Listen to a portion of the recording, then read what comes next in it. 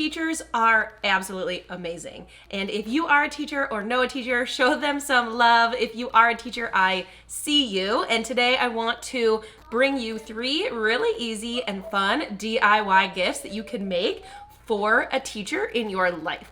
Even if it is very last minute, all of these ideas will only take a couple of minutes to complete.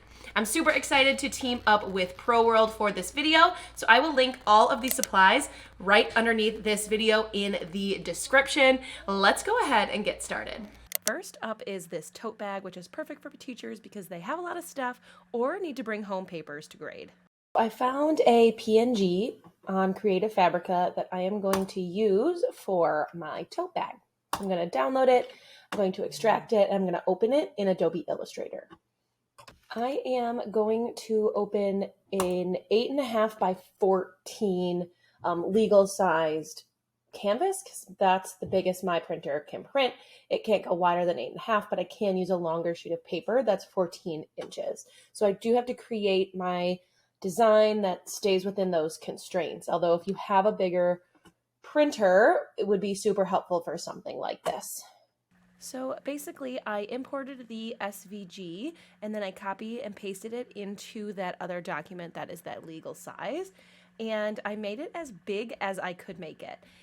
You kind of have to decide, and depending on the design, you might want to rotate your image so you can make it a little bit wider, but it really depends on your image. I typed underneath Mrs. Houlihan to, personalize this. You could do all sorts of different things to make this, but here I am rotating it and then making it as big as I can. Because my printer only prints 8.5 by 14, if you have a bigger print bed, that 13 by 19 might make things a little bit different, but it really depends on the design if this is going to help you or not. It actually worked out that this size was perfect. I was a little bit worried before I got started that I would really need to upgrade my printer. So I printed it out and I taped it on to my tote bag. You do want to make sure it is taped down and that you use butcher paper over the top because you don't want anything to blow out. You can also put some butcher paper in between the bag. I didn't actually do that on this one and it was fine, but you may want to put it in the middle so it doesn't ruin anything. I pushed it up so the straps were hanging over the top, and once I was done pressing it, I peeled away that paper. I pressed it at 385 degrees for 45 seconds. This is really a fun gift, super customizable. You could basically use any image that you want and customize it in so many different ways. Next up, we've got this pencil bag or pen bag. I did this one that says teaching with flair because flair pens are my favorite pens to grade with. I made these designs in Adobe Illustrator and then I printed them onto my sublimation paper. You will see I just cut them down and taped them to the bag. I did put some butcher paper in between these pencil bags just in case. They didn't actually end up getting ink on them, but just to make sure it didn't bleed through to the back side. And then you can see that I actually had the zipper hanging off the edge. I didn't want to actually put the zipper inside my heat press for fear that it could melt. So you want to make sure that you have it sort of leaning off the edge just a little bit, and then you don't have to worry about anything damaging that zipper. I pressed this at 356 degrees Fahrenheit for 120 seconds. When that was done, I peeled away that paper and the colors turned out so vibrant, and I can think of so many fun ways to personalize these for teachers or even students, honestly. So the last project I have for you here today are these message boards.